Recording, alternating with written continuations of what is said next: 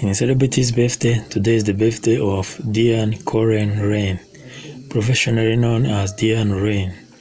Is an American actress who was born on 22 of January in 1965. Today she is celebrating her birthday of 59 years old. She was born and raised in New York City.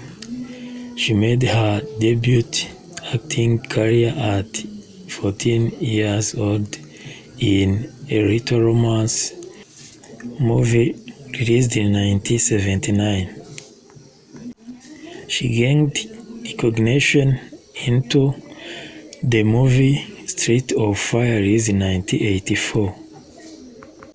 Other movies she appeared in are The Big Town and Ready Beware released in 1987, Lonesome Dove released in 1989, A Walk on the Moon released in 1999, My Dog's Keep and The Perfect Storm released in 2000, The Glass House and Hard Bar released in 2001, Unfaithful released in 2002, Under the Tuscan Sun released in 2003, Must Love Dogs released in 2005, Night in Lad Night released in 2008, Fierce People released in 2005, Hollywood Land released in 2006, Untraceable released in 2008, The Cotton Club released in 1984, Paris Can Wait released in 2016, Jack released in 1996,